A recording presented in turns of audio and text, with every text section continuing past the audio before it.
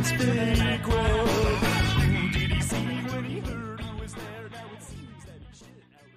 right, everybody, welcome out to the Logroom Guys Craft Beer Show. It is Tuesday, February the 14th.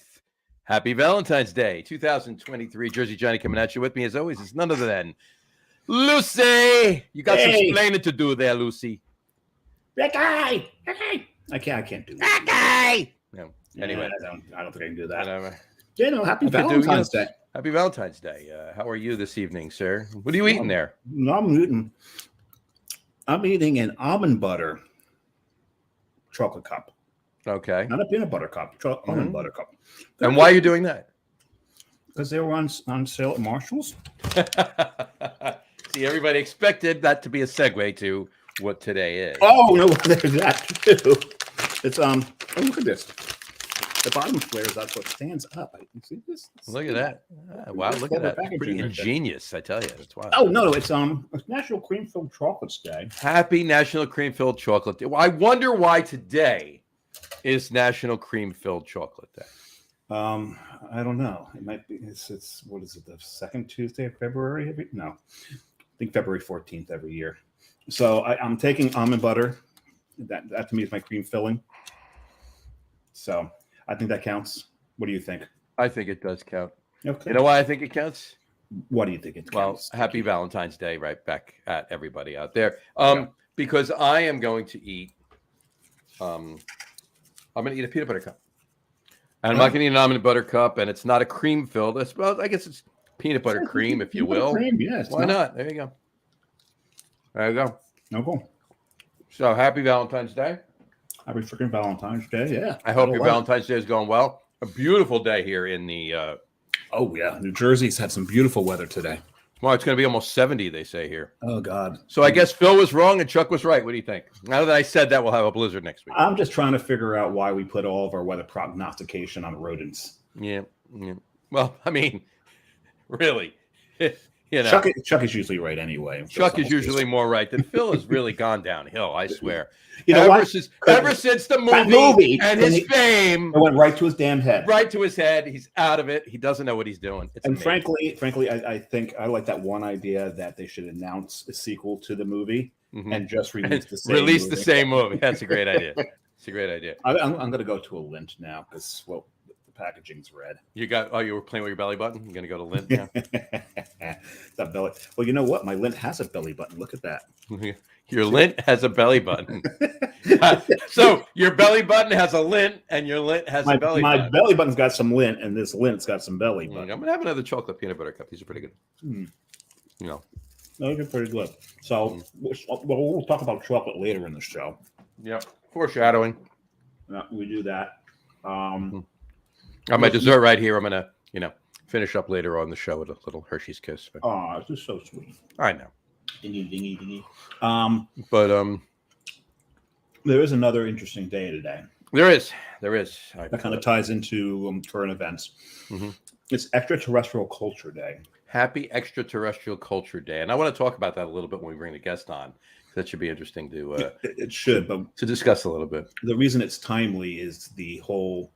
We've shot down 4 objects floating. 4 or 5, yeah. They've canceled all balloon rides for the foreseeable future. So. Thanks, Scott Wells. And the best thing is, so my son's in the Air Force. So when they shot down the balloon, the one that was actually identified as a espionage balloon, he told me he's at a Air Force base in South Carolina. I forget the name of it right now, but he said it was an F-22 Raptor out of Langley. I'm like, why? Were you guys too close? Well, they have to use something out of Langley. He's like, they wanted a running start at it, is what they, It made a lot of sense. Though. Langley's always on high alert because they're right by the Capitol. Sure. Right. So they're always on high alert. He goes, we don't have, their planes aren't set up with, they don't have missiles on their planes at all times. Well, did they shoot a missile at it? Did they shoot a BB at it? They could have gone up in a Piper Cub. Someone could have hung. Like a slingshot, right? Dennis the Menace could have taken that thing. Spitball could have taken the thing. But no, they used an F-22, and my son was like, they set the F-22 because it's our most expensive, most impressive plane. Because America, we've got to show off. So we shot the first 3 things down with F-22s. They finally set up the F-16 to shoot down the fourth one because he goes, it's a lot cheaper to operate. Right. He's a crew chief for an F-16. Very nice. He's got a nickname for the F-16. Mm-hmm. Piece of shit. POS. Yeah, he thinks they're garbage. But anyway, F-22. I mean, that's the balls, right? That's the plane that has the balls hanging down the back of it. Actually, no, that's the one that's got the bags of money that people confuse for balls. That's right. If you talk to my son, he thinks the F-15 is a much better plane. Yeah, very nice. The Eagle. Nice. So and then, gotcha. And the F-22 is supposed to be taking place in the A-10, and that's both of our favorite planes. Well, now this has gotten into a military conversation. Yes, we have. Let's bring in a militant curmudgeon. There you go. Ladies and gentlemen, please welcome to the show our longtime guest and favorite friend of the show, the whiskey/beer whisperer, Tom Mulvihill. Hey, how are you? How are you, sir? I'd like to speak towards, what would you say, Extraterrestrial Culture Day? There you go. This might be a shock to you, but I'm quite a big deal on my home planet. I've heard that. I've heard that. Yeah, he's a BOGO. I'm quite a big deal, man. Anyways, but don't tell anybody. Hey, as far as balloon rides are out. Mustache rides are in. In, right. And they're always 5 cents. In these days of rising costs, they're always still 5 cents. And I also want to know, can anything be cream filled or just chocolates? We gotta go. We're just not gonna. We're not gonna. We're just gonna. Where's that cart with the laughter on it? I'm on fire. I'm on fire this evening. There you go. Yeah. He's got a million of them. Tip your waitresses, folks. Your bartenders. Don't try the veal because it's really not kind to the animals. It's really not veal. It's not really. Yeah. There you go. We just punted the hell out of a pork chop. All right. Well, before we get into this any of our conversations, I need a drink. I had a long time. because this conversation isn't raucous enough already. Right. What do you start? I told you before, Samurai, that I was going with 2 beers tonight because we're going to probably do a shorter show tonight. Yeah. I'm actually going to go with 3 because they're all 12-ounce cans instead of 16-ounce cans. Oh, okay. I'm only going to wind up having like a couple ounces more than 2 16-ounce cans anyway. So, well, I'm going with a 16 and a 12, but the 12 is a 10% beer. So, well, there you go. And how about it? All right. So, what do we? Fred, you got anything open there? Well, I'm going a different direction on you guys. I'm going to surprise you here for Valentine's Day. I'm having some wine from Kiltoy. They're a winery just a little north of Joplin. If he knew, as if he knew that today is Happy Wine Lovers Day, folks. Happy Wine Lovers Day. And we're not kidding. Tom did not know. No, that was not pre-planned. That actually was. Everything else is completely set up. Schlocky. That was very serendipitous. That was. How about that? Hey, man. Very nice. A happy accident, as Bob Ross would say. That would work as well, right? But it's got the right color for Valentine's Day. Do it now. Absolutely. That's an absolute. It's an 18% dessert wine described by their winery as a port-like wine. There you go. I actually have 2 bottles of port back here on the bar. Maybe one of these days maybe on a Friday night, Tom, when you and I are doing something on a Friday night, maybe I'll actually crack open a port. Oh, that'd be great. Yeah, I love a good port. Or maybe we'll have a port show one day. Maybe we do a port show. Oh, that'd be awesome. Yeah. I tell you what, that dark rye that John and I both love, it's finished in port barrels. That's why it is finished in port barrels. Yeah, so we can start with that one and then go to a couple of port. I love beers that are that would be a sloppy. I mean, good really show. Yep, that would. Oof. Yeah. Port. This will be the second show I fell asleep in. Port does put me to sleep. There you go. And there's actually, we could talk about that if we did do a port show. Even if we do it on your show, Tom, that would be awesome. There's one of my favorite ports is actually made in New Jersey. Oh, that'd be great. Yeah. It's Unionville Vineyards down in East Amwell. New Jersey, down near Lambertville. They make they make a few actually. They make a couple of really, really good ports. They make a really good late harvest Riesling. So if you like super, super, super sweet beer, Riesling port, nice. Yeah, I think for me it's Wars. Okay, late harvest. Yep. And I love the late harvest ports. I really do. I think they're smoother. They're warmer but not hotter, if that makes any sense. Totally makes sense. Okay. Absolutely. We got a comment here from Edward Meyer says loves port wine. Absolutely. Who doesn't? What's your favorite port, Eddie? What's your favorite port, Ed? By the way, my first beer while Ed types in Willie's Gold from that's a good beer. Alt Ending. It's a Fooder lagered Helles lager. It's delicious. It's really good.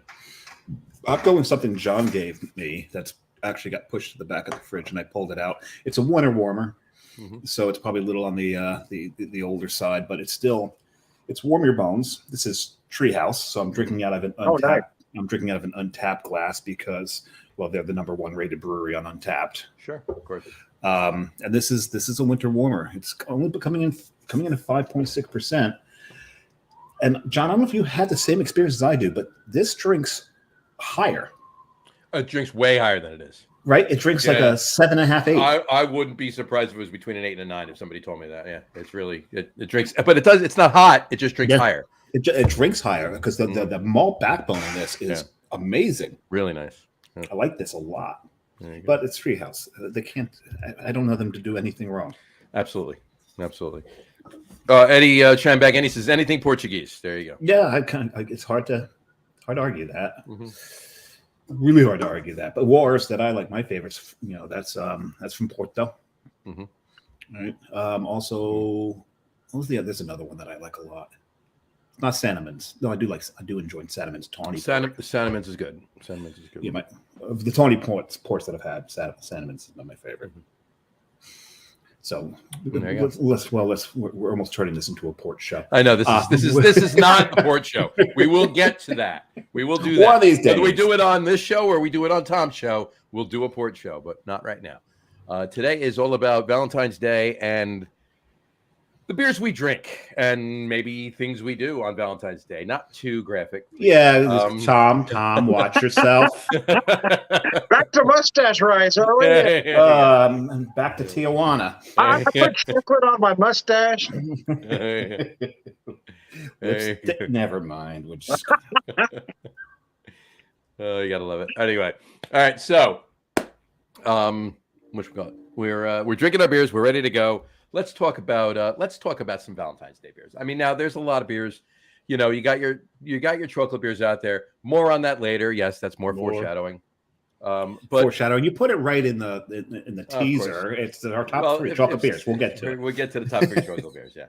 So we'll talk about them when we do the top 3 list. But you got chocolate cherry beers. You got beers that are just I mean, even some sours that feature cherry up front or any of those. I mean, there's really no end to what you could call a Valentine's Day beer, not necessarily made for Valentine's Day, but that you could enjoy that would fit the bill, so to speak, on Valentine's Day. So, Samurai, I'm sorry, Lucy. What, Ricky? Tell me closer. That was actually pretty good. Actually. That wasn't too bad. That was pretty good. What are you thinking when it comes to any of those beers? So not so much the chocolate, like I said, we'll talk about that in the top 3s. But, well, so the son of the bitch at the bottom of the screen here, Fred. Did a show on he went and did a show on Friday about trying to make a Valentine's Day cocktail. Oh yeah, absolutely. Right. And so Karen and I were sitting in the kitchen and we've got a bottle that her aunt gave us. She tried to give us another one, by the way, squash, but maybe after what I made with it, maybe we'll accept it. It's that peach raspberry Grand Marnier. Right. Oh, right? wow. And because I'm looking at this thing going, what am I going to do with this? There's your Sandeman's. Oh, the Founders Reserve. No, that's a nice one, too. Oh, wow. Yeah. But we're done with the porch show. Yeah, no, I just want to grab it and show you.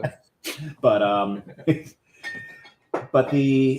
decided to take this peach and raspberry and mix it with bourbon. Mm-hmm. Carrie says, put some lemon juice in, and she was right. Balance the whole thing out and put in some orange bitters. Mm-hmm. And I gotta say, it actually turned out pretty damn nicely. And so, Tom's a bit responsible for my hangover Tuesday morning. Saturday morning. I was going to say you had a hangover Tuesday morning from a drink you made on Friday night. Yes, this morning. That's a big drink. That's a big drink. I had made 2 of them. I'm a bad man. You are a bad man, but you're an all-around good guy. That's right. On that note, Doug Smith just chimed in and said, Trogs just dropped Cordial Elf for Valentine's Day. It's a Mad Elf brewed with more cherry, vanilla, and cocoa nibs.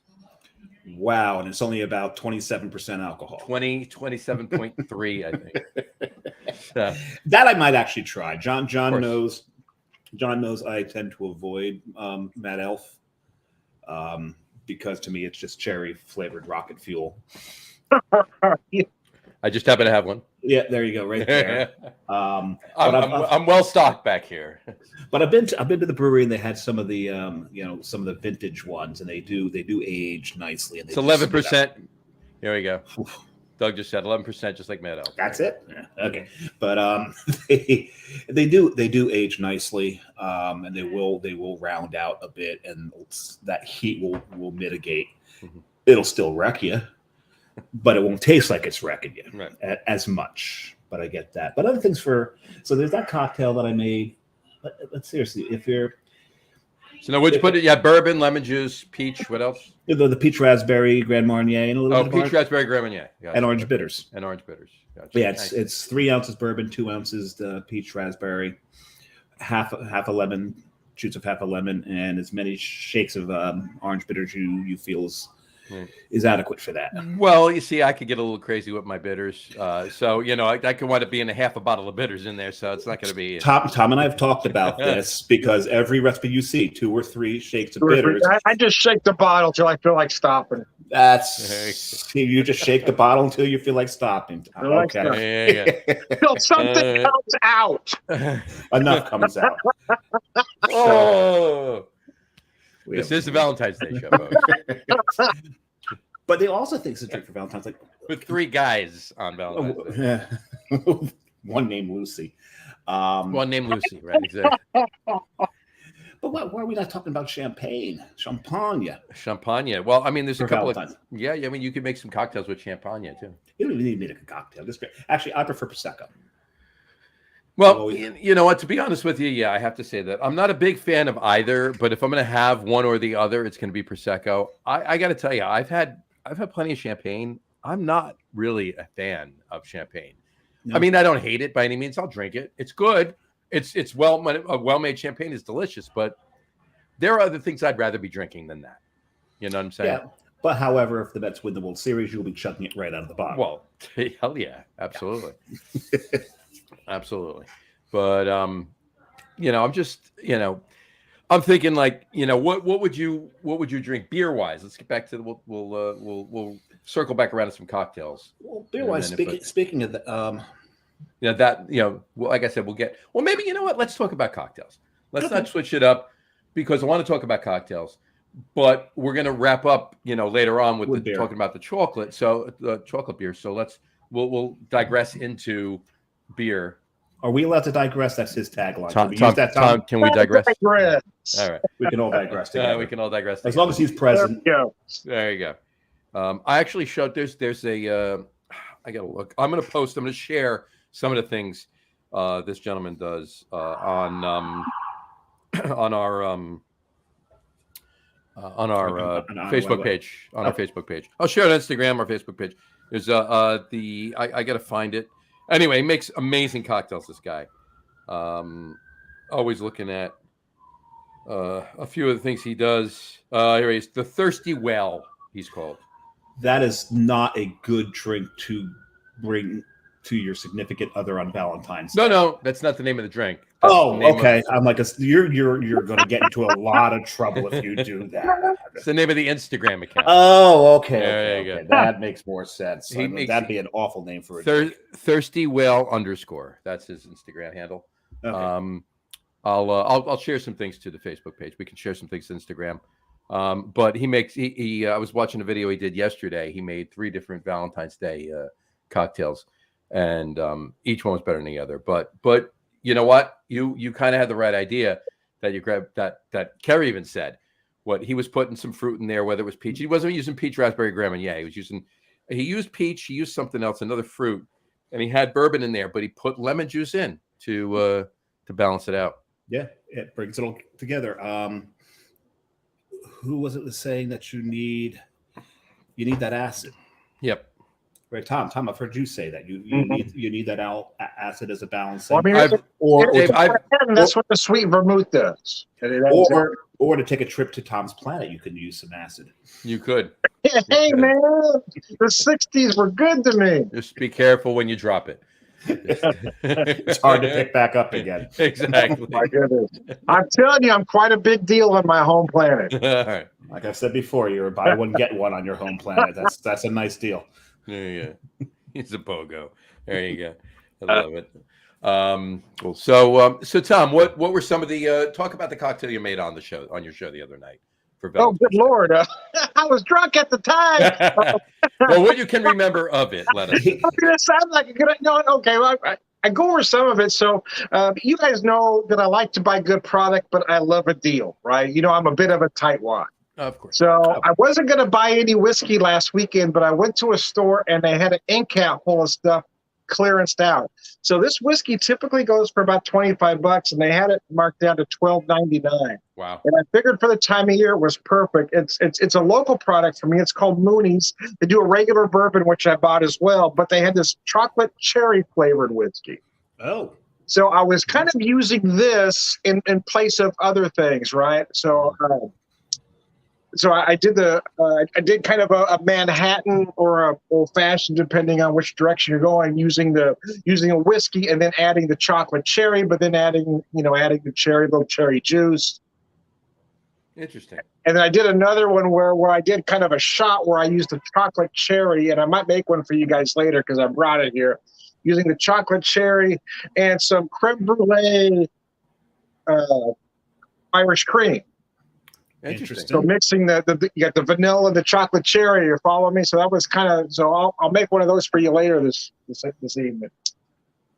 But I was doing various versions of a Manhattan for the most part, and you know I like to play around with the sweet vermouth. So I took the sweet vermouth out, and I've used the cream sherry upon occasion. But I took the sweet vermouth out, and I used this Irish teardrops in place, and it made it kind of a pink, very Valentine's Day like drink.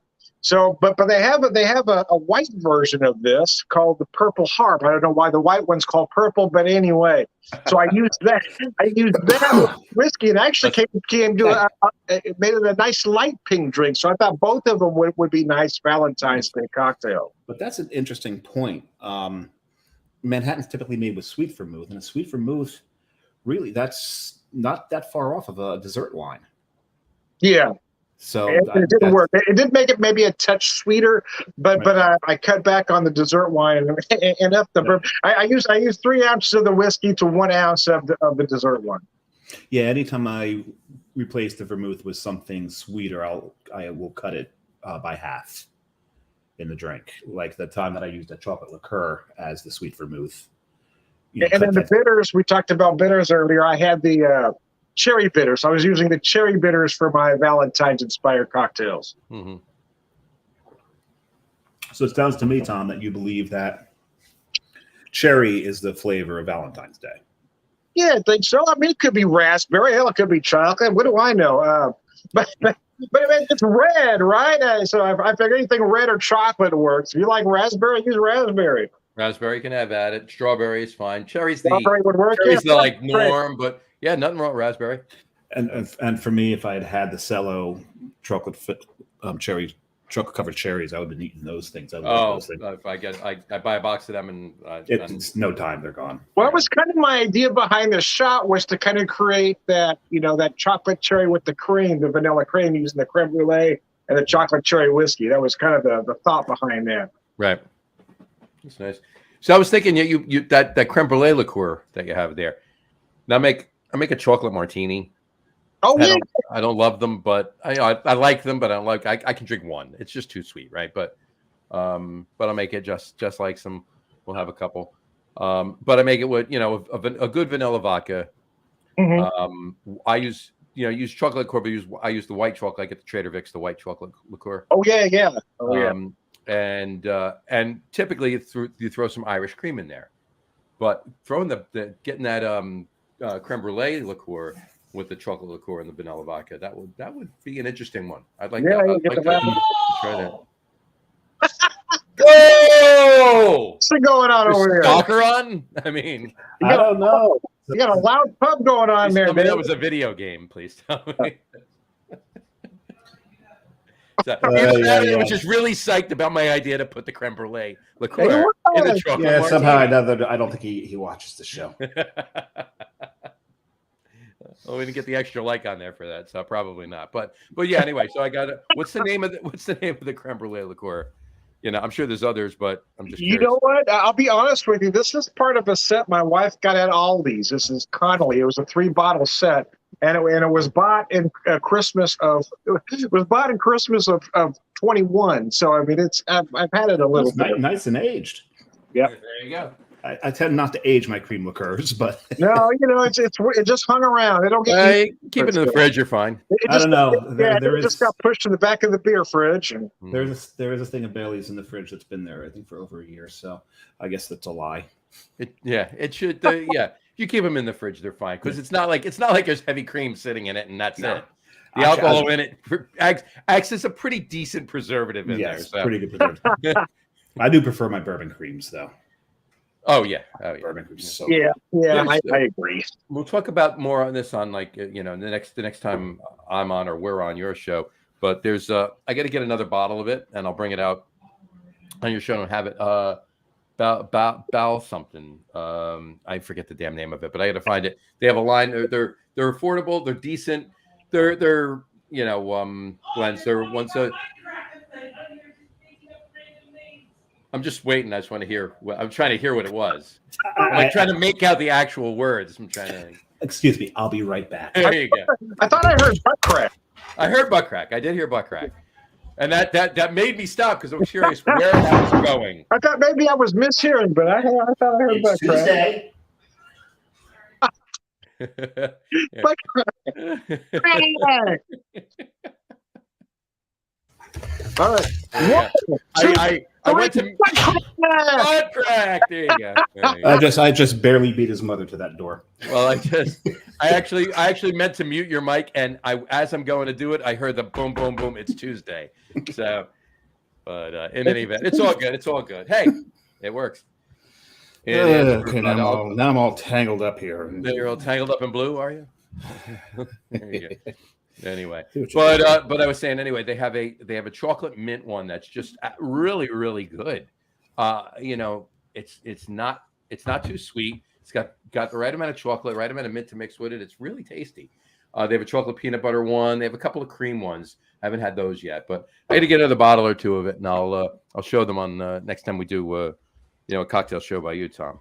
We'll do that. Yeah, we need to figure out a day where I get both to be on at the same time, but a lot of it's scheduling, you know. Right. Yeah, do you actually schedule it? There we go.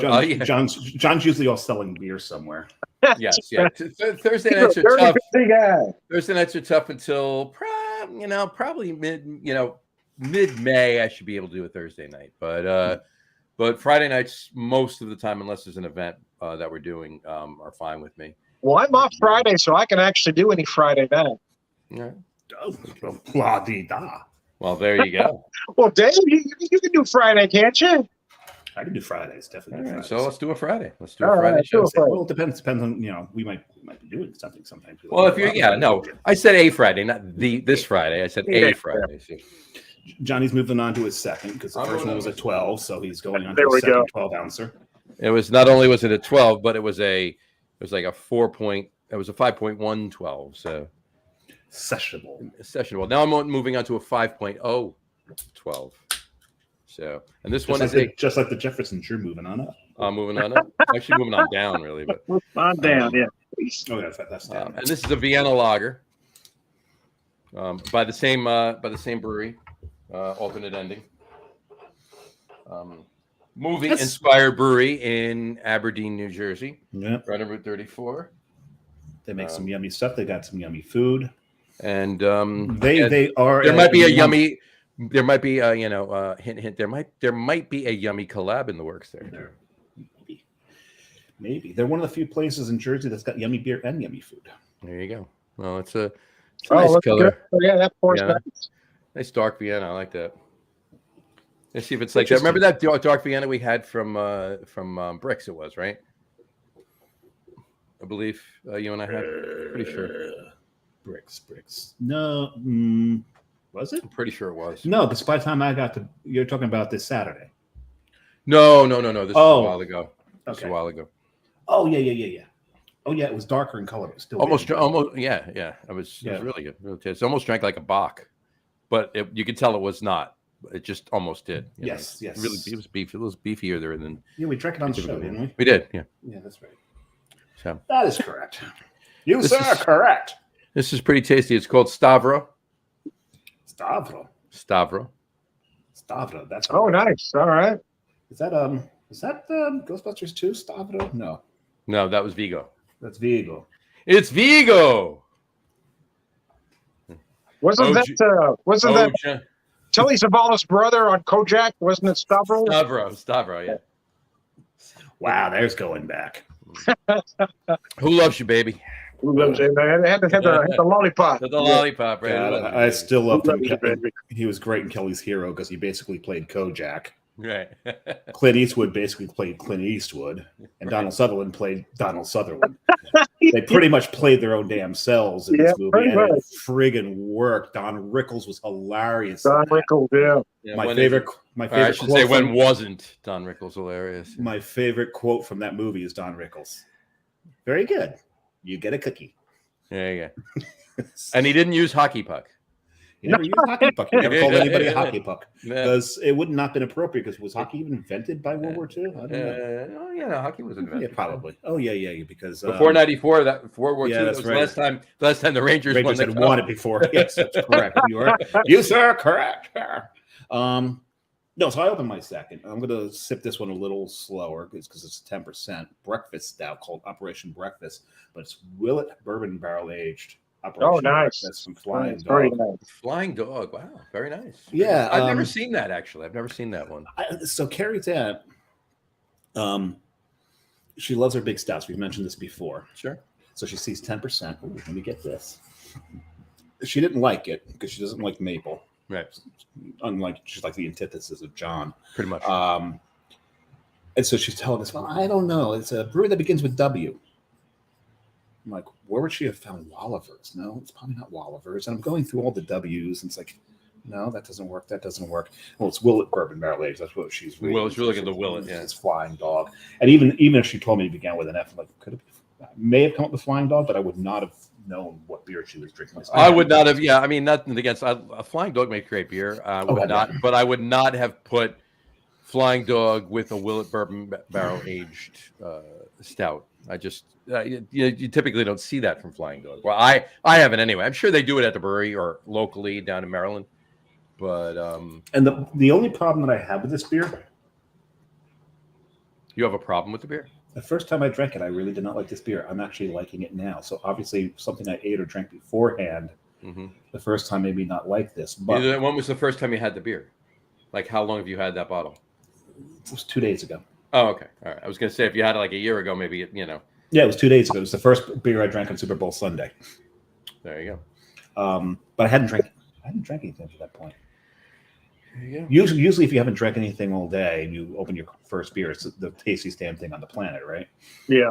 In this case, I wasn't happy with it. I don't know why. Maybe it was something I ate. Oh, you know what? I was eating queso fondito. Maybe that interfered with it. Queso fondito? Yeah, that'll interfere with anything. So no, I'm liking it a little better now. Will definitely will interfere with your digestive tract. I'll tell you that. Of course. Wait. The beer or the queso? The queso fondito. Fondito. It's just melty Mexican cheese full of serranos and poblanos. Yeah, that'll clean you out. Yeah, it's some yummy stuff. But actually, this is the second time around. I'm liking this a lot. So you had a hangover on Saturday morning and a hang under on Monday morning. Hang under. What was I hanging under? I don't know. I hope people took the over in the Super Bowl. Yeah, really. Quick question, not to get into sports, and we won't digress into that. But Tom, you're from Missouri. Were you rooting for the Chiefs? I was. You guys know me. I'm a Rams fan, actually. I know. But all my family around here, in fact, my son was a Chiefs fan. So, yeah, I was kind of pulling for the Chiefs. I didn't really have a dog in the fight. But I honestly, my prediction before the game was I just didn't think Mahomes was going to let them lose this time. No. And losing the Super Bowl, losing the championship game last year, I just knew that kid wasn't going to let that team lose. Yeah, very true. Very true. And I'll give you just a glimpse of the team I was rooting for on Sunday. Hold on. There you go. Oh, here we go. All right.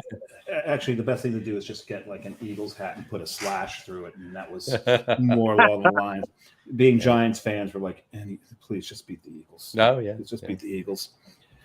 You know what? I did not hear about too much buffoonery in Philadelphia after the loss. I heard a little bit, clearly not as much as there would have been had they won, which makes no sense to me. But that doesn't make any sense, does it? I mean, what's the point? Tear stuff up because you won the game. I mean, what kind of mentality is that? Somebody, you start doing shooters when your team wins. You don't start tearing stuff up. What's wrong with these people? Kids today.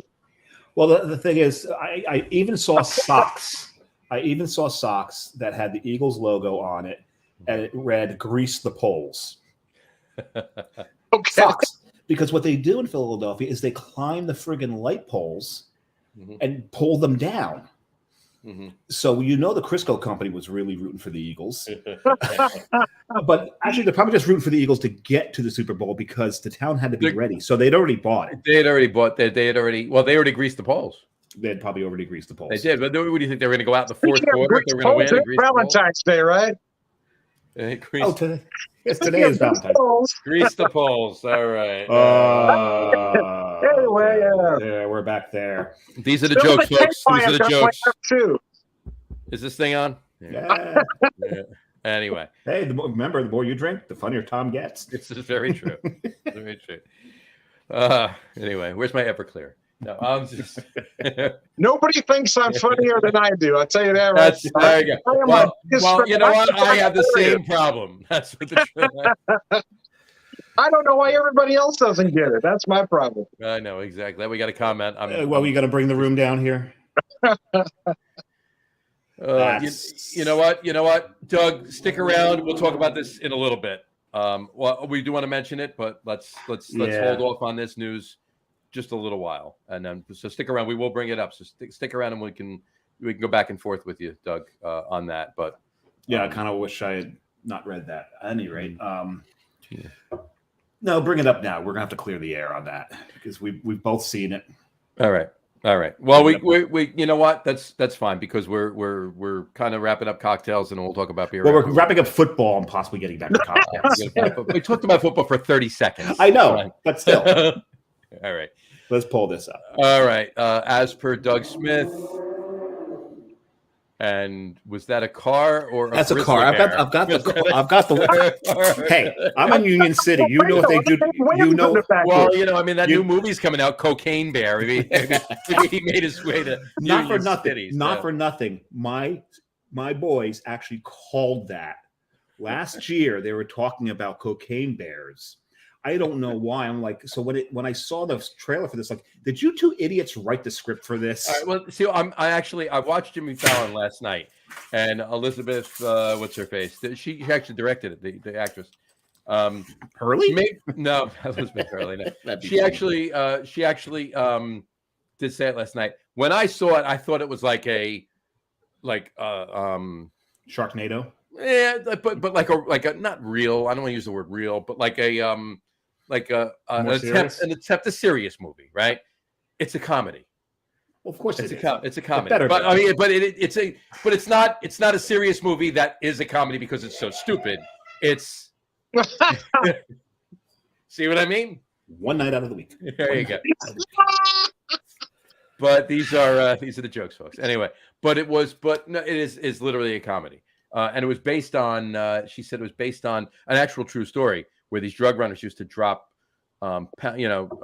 kilos of cocaine out of, low-flying planes, and the runners would go and take it and bring it, whatever, and they had to do.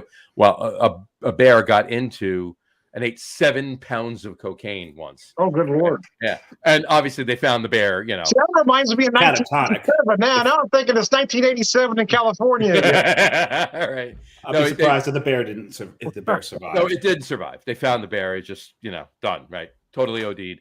But this movie, it doesn't tell that story, but it captures the several hours between eating and ODing, like what that bear did during that time. So anyway, right. And it's all CGI, folks. They did not have a bear eat cocaine. I bet that bear was hilarious, though, right? That bear had to be funny, right? Or just really, really paranoid. Which again is funny. Get that chipmunk away from me. Get the chipmunk away from me. It's got a knife. Right.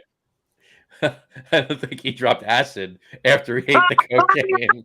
So these ants, come up, man. See, the bear's problem was he didn't have Quaaludes to bring him back down. Right. You got to balance everything out. It's all about the balance, man. If you get a lot of cocaine, you got to have some Quaaludes. Again, I'm thinking 1987, Southern California. Don't mind me. There we go. Anyway, all right. This is all parody, folks. We're joking. Anyway. All right. Well, we think Tom's joking. Well, wait a minute. We're joking. We're joking. He's a joke. Wink. Wink. Anyway. All right. So news of the hour, and then we'll get back into beer and we'll go from there. Unfortunately, Doug Smith has written in and he made the announcement. Guys, sad note. Ed Stout passed on February 6th. He and Carol were pioneers. Stout's Brewery in Adamstown, Pennsylvania was a special place. Raise a glass to Ed. Oh, man. To Ed. Absolutely. I will say right now, couple things there. The first stout I ever had that was not Guinness was actually Stout. Sure. And it freaked me out because it was so long ago. It was the first time I ever had a beer that had lees in it.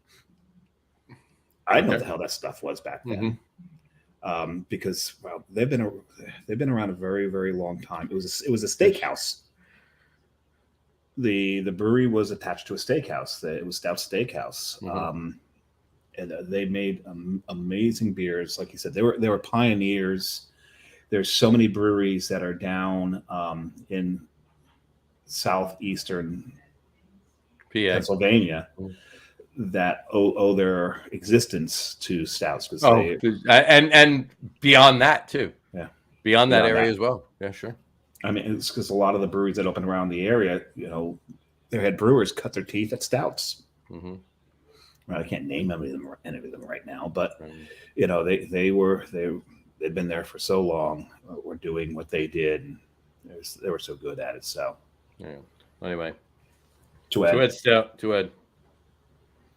Rest in peace. You did well. There we go. All right. Okay. Beer. Moving on. Beer. Oh, this is a beer show, isn't it? It's a beer show. It is. This is a beer show. We talk about everything but beers up to this point. So, all right. So, like I had said, we had talked about. We got a comment. This might be. Yes. All right. To wrap that up, opened in 1987, the Black Angus was the legendary steakhouse. Yep. And that was them. All right. So anyway, there's a lot of beers. Some of the lists out there, I did a little research, did a little, Googling, if you will, and did some checking and everything else. So sure, some breweries do make beers specifically for Valentine's Day, or they plan the release of a certain style of beer around Valentine's Day because it works. Any of those fit the bill. But most of these lists are actually beers that are perfect for Valentine's Day. Aren't necessarily brewed then or released then, but you can go out and get them whenever if you happen to have them and they're still available, or you have them at home already. They're perfect for Valentine's Day. So one off the top of the list was Oscar Blues. The Death by Coconut. Okay. Right. Which I'm shocked that. Have you ever had it? Yeah, I've had it. Yeah. Okay. But I'm sorry. Chocolate around coconut cream to me is Easter. Fair enough. You know, to me, it's more Easter than it is Valentine's Day. Chocolate and coconut. Yeah, I see that. Yeah, that's more of an Easter thing to me. So I kind of disagree with that one. Gotcha. They also had like side project. They had a framboise. And a framboise, just because it's pink, yes, but it's also raspberry. We mentioned that's one of the flavors of Valentine, maybe not as popular as cherry. So, of course, I'm thinking Creek more than anything. But a framboise is actually usually more approachable than a Creek. That depends on whose framboise and Creek you're talking about, I guess. This is very true. Yeah. And they also mentioned off-color. What was it? Dino s'mores. S'mores. So it was a s'mores. It was a s'mores stout, basically. So. If I think Valentine's Day, I don't think s'mores either, but these are the ones on the list. So I brought them up to say that the only one that I really agree with on that list is the framboise. Yeah. Because if you're going to go with, because to me, for Valentine's Day, when you talk about wining and dining and all that, I would think Narragansett's lobster beer is right up there as well, right? Because it's lobster. Right. If you're going to go with foods, I'm sorry, I don't get that list. S'mores. No. It's camping. It's okay. Well, but I agree. A framboise, a Creek is a beautiful beer. A straight up chocolate beer. There's so many that we can discuss about that, and we will. There's so many ways to go there, and that's the whole thing. People make these lists all the time. And beer nerds like us disagree with them all the time. Yeah, I hate lists. I really do. Yeah. But not our top three, right, Tom? No. Those are quite different. That's different. If you look at some of these lists, you wonder, it's like, how much did the brewery pay you to get this? Because we have a reporter in Jersey who comes up with all kinds of lists and all kinds of things, and he's not very popular because everyone thinks he is pay for play or pay for list, and I've not heard of him much lately. So I think people finally got onto him, and I think I don't know. Is he gone? I don't know. I don't think he's completely gone. I think. Well, that's a lot of man to get rid of. Right. This is true. And I know a few people in the beer world who would pay to get rid of him. But I've not heard him in the capacity nearly or the rate that you normally. And I'm not going to mention the name or anything, but you wonder about these lists. Yeah. You wonder where some of these things come from. A lot of times it's just family and friends writing in a lot. You get that, Yeah. but any list like this, like you could have written a list, John could have written a list, I could have written a list. John's and my list would have probably been very freaking similar. Your list, Tom's, would have been very, very different. The point is, any of these lists is tempered by your experience. Yeah. You can't have possibly drank every beer in the damn country to have come up with the best beer, this best beer, this best beer, this best beer. Okay, well, maybe if it's brewed by Treehouse, it might be true. Or Hill Farmstead or Schilling or some of my other favorite places. But then again, now we're talking my list again, right? It's based on your experience, what you've had, and everybody's experience is limited. Very true. Right? Except maybe John Hall's. Yeah. Maybe not. Maybe John Hall's, yeah.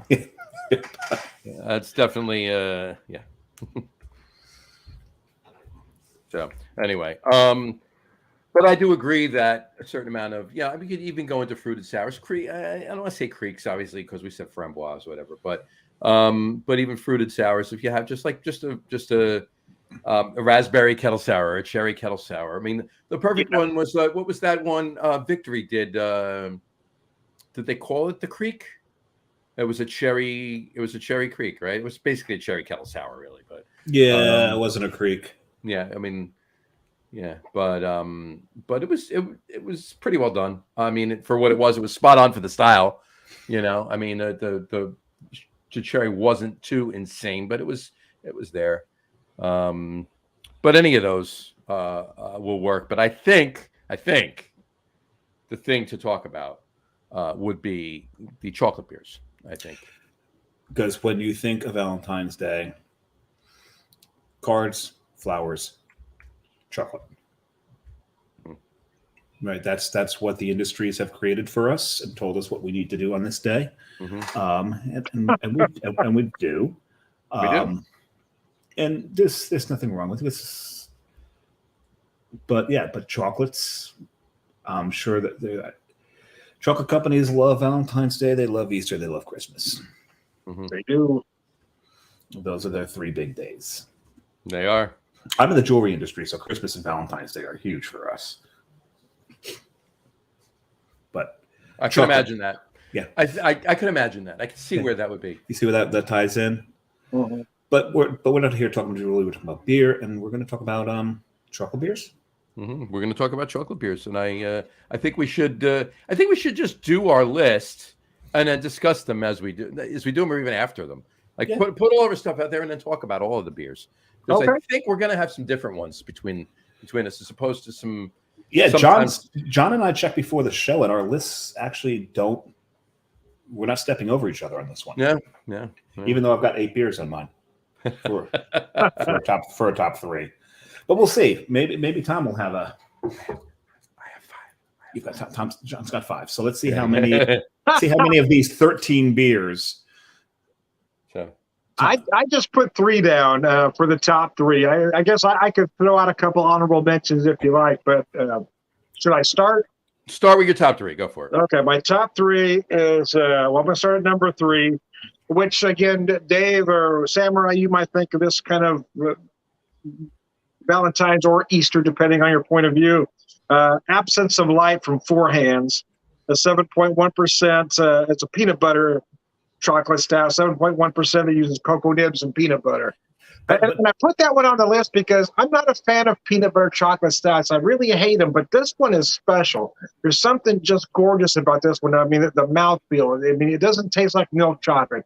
It tastes like the best dark chocolate peanut butter cup you ever had. Loving that. And the whole thing is this list is chocolate beers, not chocolate beers for Valentine's Day. Okay, chocolate beers. So you're good there. So okay. My number 2 is a local to me. Springfield Brewing Company pops this one out about every Black Friday. It's their Zari Night. This is their Bonbon Zari Night. It's a 9% rushed imperial stout that uses cocoa nibs and espresso. So we got chocolate coffee beer, and it is absolutely gorgeous. Chocolate peanut butter, chocolate coffee. I'm with you. Okay, Continue and then I've got a classic for my number 1. Most of you I mean, it is somewhat local to me, but you guys have probably had it. It is the classic. Comes out every Valentine's or near Valentine's Day. Boulevard, their Boulevard Chocolate Ale. Chocolate Ale, sure. It's at 8.7% cocoa nibs with vanilla extract, and that thing is just gorgeous. I mean, if you want chocolate, that one gives you the chocolate. It gives you the romance, baby. You know what's funny, Tom? That was one of the ones I was toying around with, but I figured Tom's got to be listing this one. That's a local for him. I did all 3 Missouri. Absence of Light is Four Hands out of St. Louis. Springfield Brewing Company Bonbon Zari Night is here in Springfield, and Boulevard out of KC. So yeah, I was all Missouri. I didn't mean it that way, but that's the way I ended it. Bonbon Zari Night. I got to. You've had a Zari night before. Yeah. I've had that one on the show. Yeah. Mm-hmm. So. Big chocolate espresso. Oh my goodness. Sounds yummy. Sounds very yummy. All right, Samurai. I've got on top of this before I get to my list, just a shout out to 3 of the OGs when it comes to chocolate beers. These are not your honorable mentions. No, they are honorable mentions because these beers are very honorable, and I'm going to mention them. I see what you did there. You know what? While you ramble with your chocolate beer OG rhetoric, I'm going to pour my 3rd beer. You go pour your 3rd beer, and you'll tell us what it is when I'm done with these 3 OGs, because you've got to give honor to these, because there's Samuel Smith's Organic Chocolate Ale. Oh yeah, actually I forgot about that one. I should. That is such a gorgeous beer. That is a classic. You're right. As long as we're across the pond, we'll talk about Young's Double Chocolate Ale. Yeah, another one of the classics. But for me, one of the first chocolate beers that I had from the U.S. was Rogue's Double Chocolate Stout. Oh yeah, yeah. I kind of forgot about that one too. Yep. That one is a classic. Oh, the mouthfeel on that thing is superb. I love that beer. None of them made my top 3, mind you. I'm going to start down at 3 here, and I'm going to go with one from my adopted home state of Rhode Island, and that is Crooked Current. Crooked Current, their brewer is the Adjunct Queen. She knows how to use adjuncts and really just make a special beer. She is right now. This is your number 3. My number 3. Okay. And it is her chocolate habanero stout.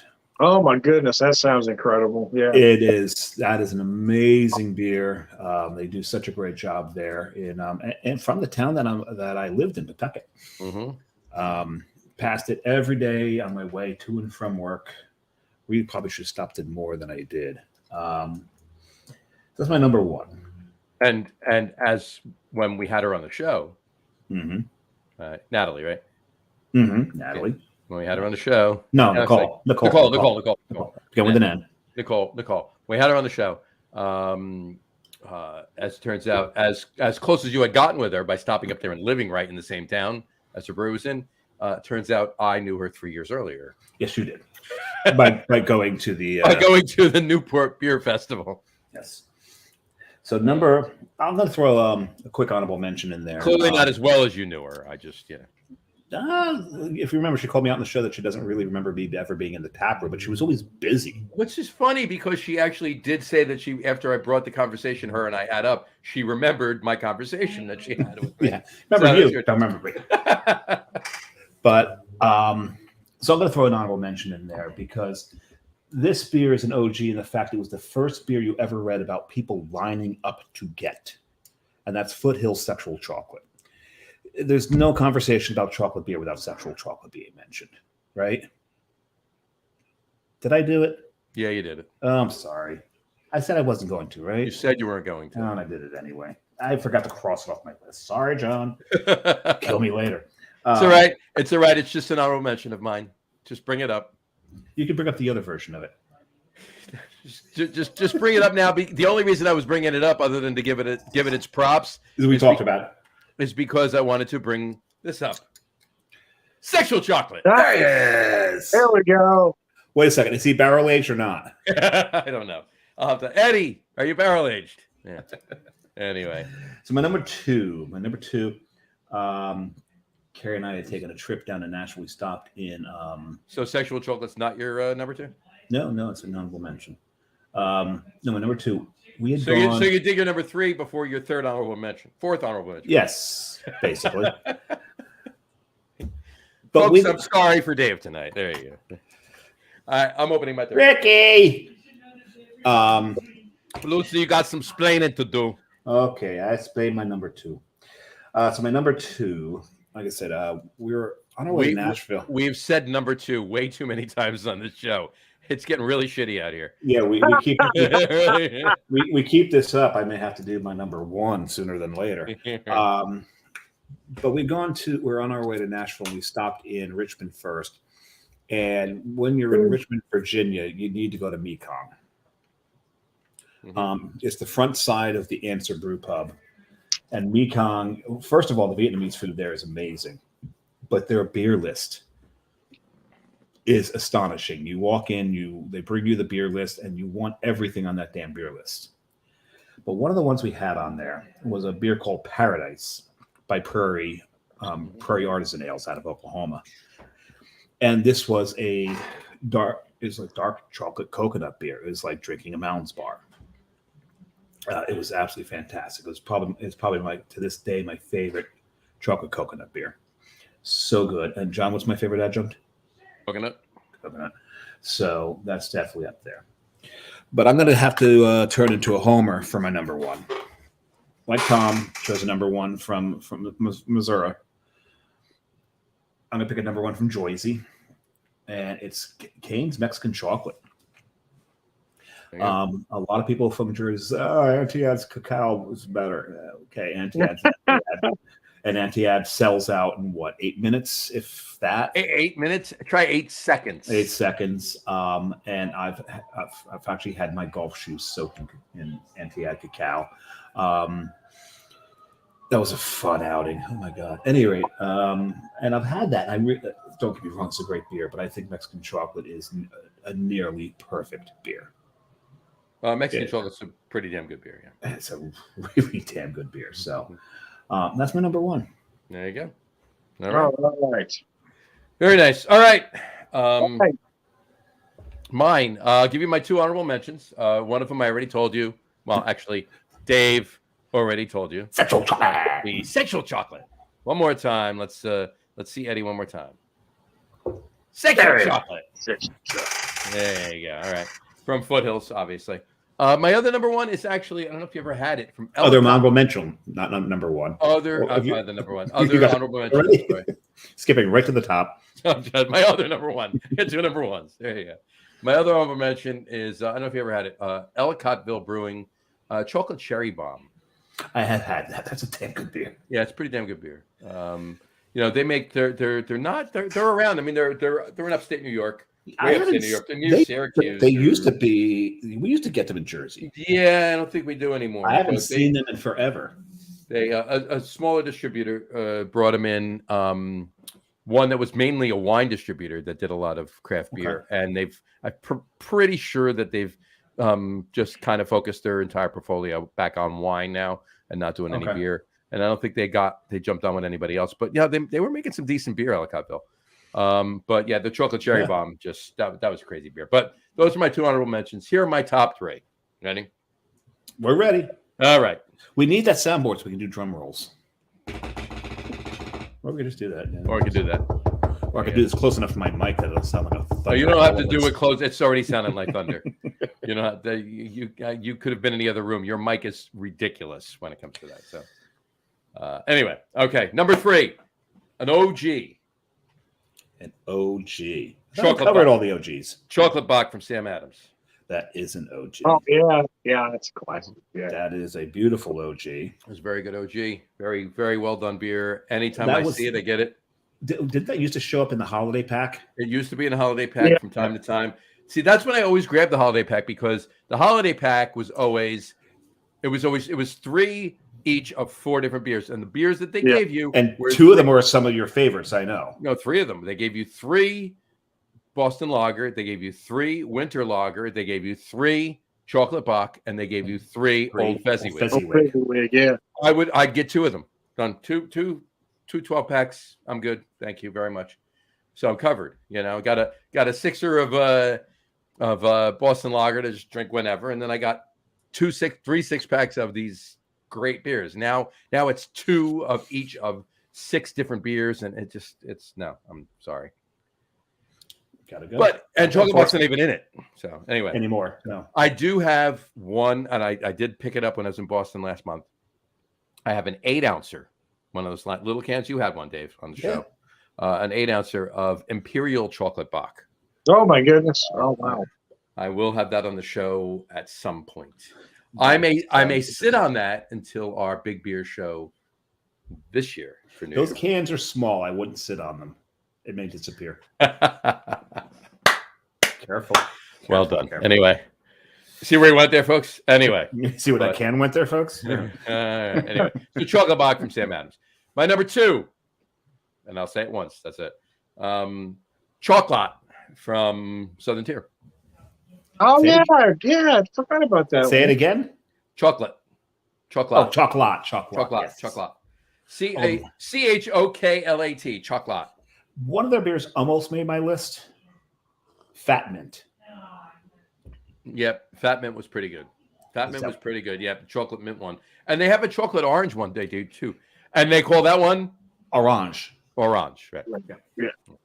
So all 3 of those, you can interchange any of them, but I just went with the regular chocolate. No, that's highly respectable. Yep. That's a good beer. And my number 1. There you go.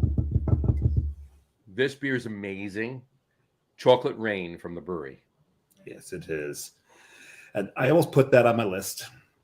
Mm-hmm. Almost anything that Mr. Brew does, is another brewery that really can't put out anything wrong. No, I don't think I've had anything. I don't think I've had anything bad from the Family Brew. No. So, but anyway, so there are my beers. So there you have.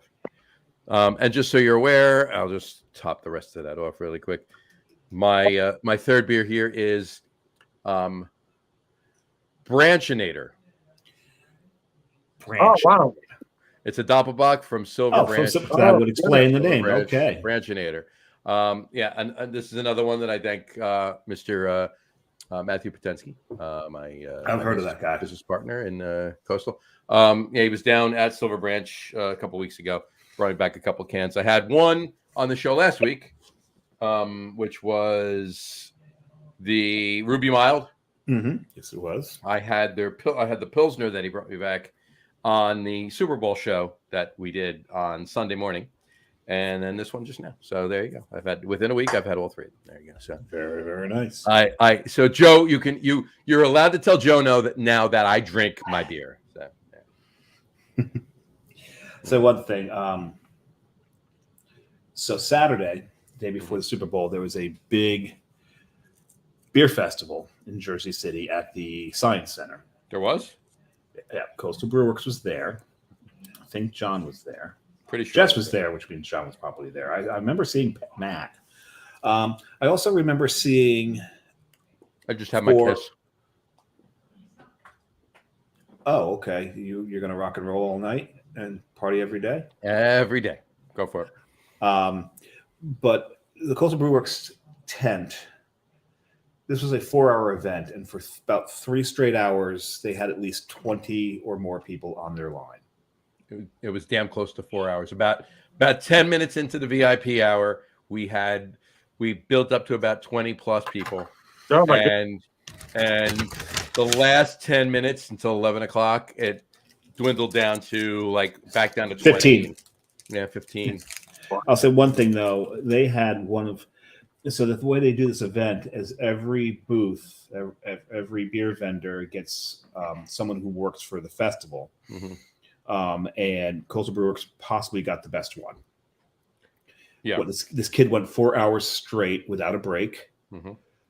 John, Matt, Jess, nobody had to pour beer because he poured every beer. He learned all the beers. The kid was a machine. I hope you got his name. I did get his name on that one. Hopefully he lives down in Monmouth County. When you open your brewery, you can hire the kid. My God, he was amazing. He was really good. He didn't sit down once. He didn't take a bathroom break. He didn't eat anything. He didn't drink anything. Nothing. He was never complained. Nothing. And he learned the beers so well. He was really, really, really, really good. Kudos to him. Kudos to his parents. There you go. Yeah. For instilling the work ethic this kid had. Had to love it. Uh-huh. Oh, damn it. All right. I'm pulling up a picture that I want to put on of it, but I'm going to have to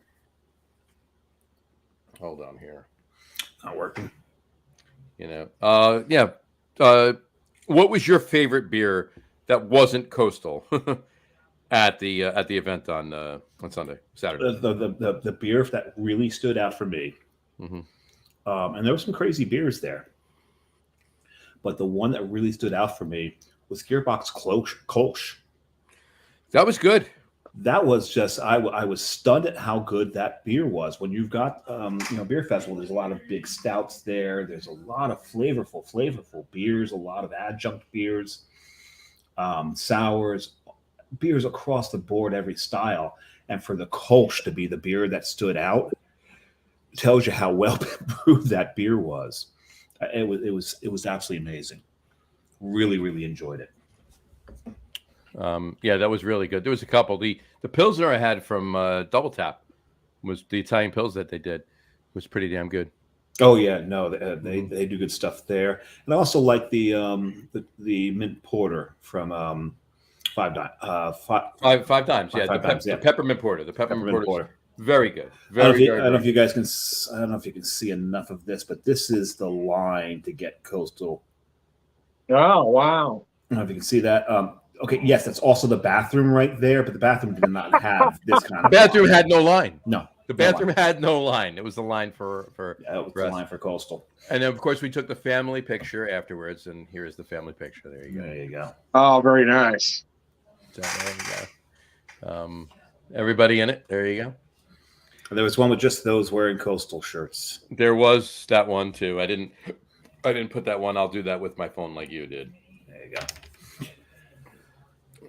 And yeah, Al Catullo was a big walking billboard for Coastal. There you go. Oh, nice. That's very nice. Yeah.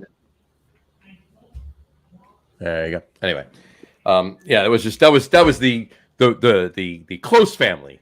Yeah, the extended family was the first picture. So. This is the family that John liked enough to give shirts to. It's everybody that has poured at one time or another, or is Dave. Or it's me. Anybody. But it was very good. No, it was good. Kudos to them, though.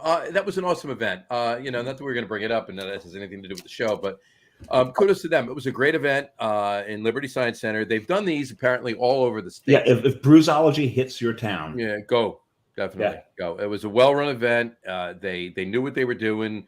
They had all the bases covered. It wasn't a slip shot event. They knew their shit. Yeah, they sold out 2,500 people. You okay there? I've been drinking beer all night. I take one sip of Food water. pays to buy the best. I drink one sip of water. I start to choke. Yeah. My body's going, what is this hydration stuff? Right. So no, it was very well run. They didn't miss any beat. 2,500 tickets sold out. Pretty much everybody. I mean, we were out of beer just before close. A couple of people ran out right around when we did. Most everybody ran out. I don't think there was any brewery that didn't run out of beer or was damn close to running out. But yeah, probably would have made it another 5 or 10 minutes. That's about it. I know Carton ran out because I did not get my third boat. We were out of one of our beers halfway. We were out of Nautical Twilight halfway through. We were out of building sandcastles for the last 45 minutes. We were out of building sandcastles. All we had was the lager. All we had was awkward tan lines. Yeah, and then we ran out of that. So, but yeah, I mean, it was a very well run event, and I definitely my support staff. If you see them anywhere, if you're watching this anywhere, because they've done these all over the country. Just go to bruisology.com. I'm just giving them a plug because I really enjoyed it, and not because our brewery was there. Or because they put you in a great spot. Oh yeah, well they did, but I mean it was awesome. But it was a very well run event, and I would definitely, no matter where you are in the States, if one of these is coming near you, go. It was very well done. And the breweries they had there, it wasn't just like they didn't take anybody. They didn't just get like a bunch of, hey, we got beer, come drink. That wasn't it. They actually did their research, and they did it well, and they had a good curated bunch of beer for you. Yeah. Yes, they did. So anyway, all right. Any passing shots? Yeah. Are there any, Tom? Any words of wisdom to close out the show on this Valentine's Day, 2023? Oh well, it's Valentine's Day, so So what? I thought you were gonna continue. I've already used my dirty material. I got nothing left. He's got nothing left. It's all done already. Oh, it's like, it's Valentine's Day, so you can't eat it or fucking kiss it. That's all I got. Yeah. Lucy, what about you, Lucy? I think I've shot my load. I thought we were done. I couldn't help it. No, I think I've said everything I think I need to say about what we were talking about with the cocktails and the wine and the champagne, the beer and food. Well, we can talk food, but it's not a food show. Yeah, it's not a food show. I mean, what do you? I'm having dinner shortly. We're gonna have a nice couple steaks, baked potato. Oh, nice, very nice. There you go. No, I cooked dinner for Carrie last night and cooked her one of something I know she absolutely loves is steak au poivre. Oh, I love steak au poivre. Steak au poivre is great. Yeah, absolutely. Yeah, that was some nice roast asparagus and nice simple meal, but that's a beautiful meal right there. Mm-hmm. Bottle of red wine. We did our wine yesterday. Little Chianti. No, and there was no liver or fava beans. No, it was I think it was a California cab. There you go. Because California cabs and steak au poivre really do go nicely together. Well, you know what I always say about that, right? Why go Merlot when you can call a cab? What would you call a cab? I would call it yummy. Yummy. Anyway, so yeah, no, you know what? You know what? Have at it. Whatever your traditions or whatever you want to do on Valentine's Day, if you go all out, whether whether it's a second Christmas or whether you just have a nice dinner or anything in between, enjoy it. Obviously there's only 4 hours of it left, but enjoy it. It's what you want it to be, right? That's what this holiday is about, right? And a word of comfort. And is it really a holiday, though? I mean, it's like I don't know about that, but it's an observed day on the calendar that people make money on and spend money on, depending on who you are, right? But a word of comfort to those who are alone today. You're alone every other day of the calendar, so why complain about this one? Yeah, if you're fine with your situation, whyever it is your situation, yesterday or tomorrow, don't be upset today. It's Tuesday. That's it, right? And I'm not saying that in a bad way or like, or even poor you or anything. Just it's Tuesday. Who cares? Whatever. Enjoy. Yeah, do whatever you do. What'd you do last Tuesday? Do that tonight. You're good. You're basically an atheist on Christmas. Right. Yeah. Right, that's all. That's it. Go out and watch a movie and have some Chinese food. Oh no, that's not. That's Christmas.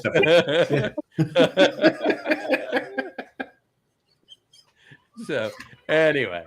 But I digress. We're getting we kid. What? No one ever writes us. I'm trying to get people atheists. Trying to get people to write us letters. Oh yeah, write us. It doesn't matter. Bad press is press, right? One way or the other. Right? There you go. No, it isn't. Come on, stop. Anyway, these are the jokes, but I digress. Thank you, Tom. What I'm here for. I bring the classics. You do bring the classics. Oh, I thought you were going to say you bring the class. I was like, well, that too. Why do you think he's been on the show so much? But you know what?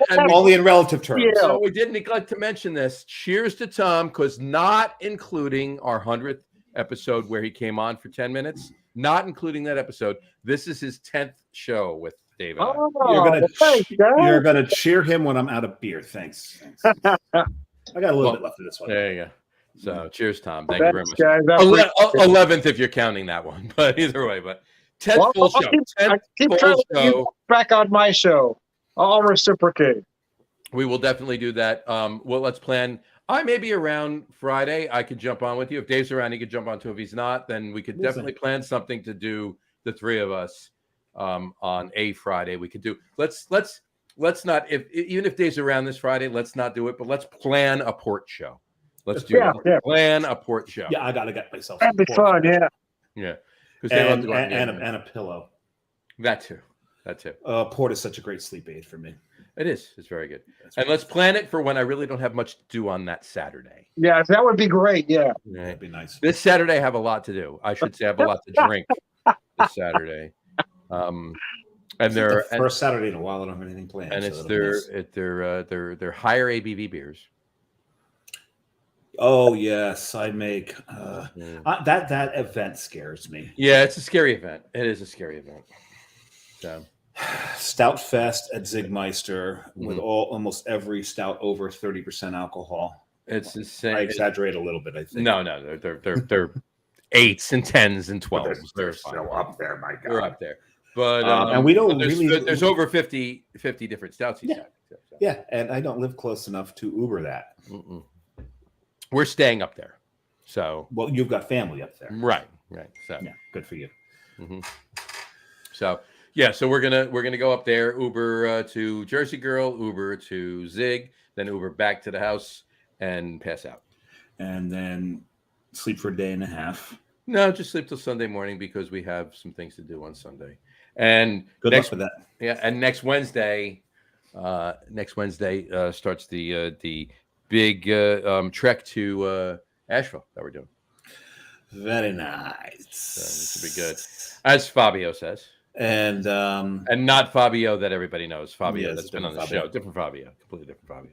So next week we're taking off. No, the following week. Oh, the 28th we're taking. We'll have a show next week. Yeah, 2 weeks from tonight there'll be no show. It's another vacation week.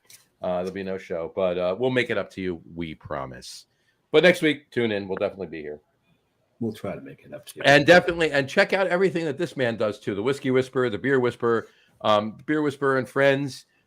He has YouTube. Tom, shout out your info. What do you do on Thursdays? So the new I've tried a new format called At the Pub, where I have beer guys, whiskey guys, even musicians. So it's just, we talk about the beer and whiskey, but it's about, kind of a virtual pub. If you were to meet somebody at the pub, have that conversation where it's not an interview, it's just a conversation. And how many fights have broken out?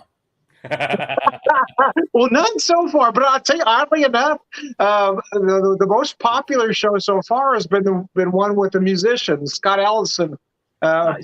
blues performer out of Tulsa, Oklahoma. This guy's amazing, but that's been the most popular one so far, and I wouldn't have thought it, but the guy's amazing. It was one of those great shows. Scott came on, and before we went live, he says, "Tom, I don't know how long we can do the show." I said, "Hey, if we talk for 15 minutes and we're done, I'll turn it off."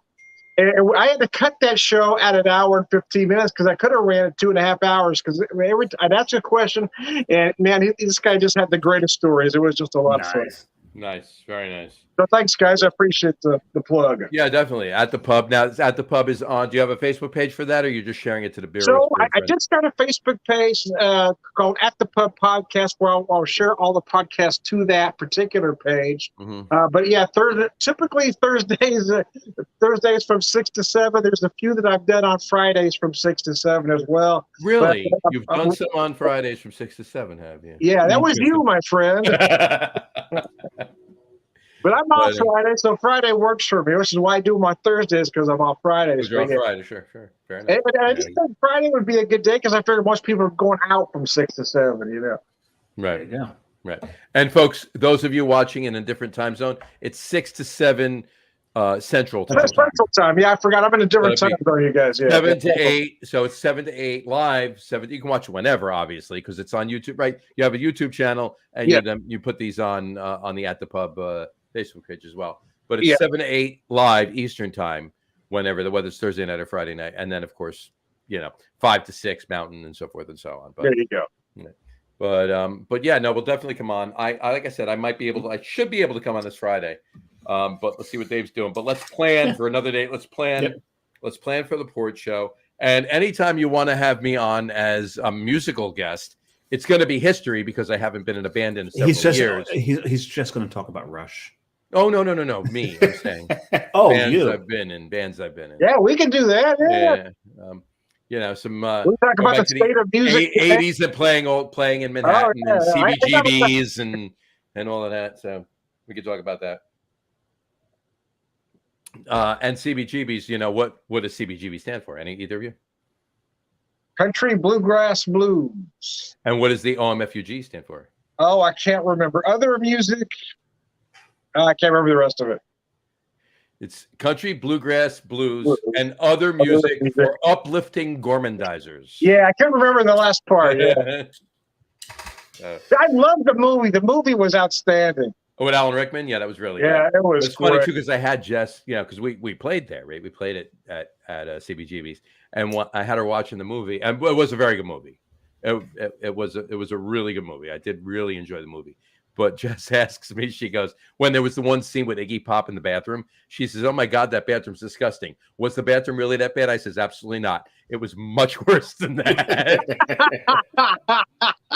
That's clean compared to the way the bathroom was. Oh, God. So anyway, but it was, that was great. I mean, I could talk about that all night. So if you ever want to do that, let me know. I would love to do a show just talking about that. That would be awesome. Yeah, that'd be awesome. So, all right.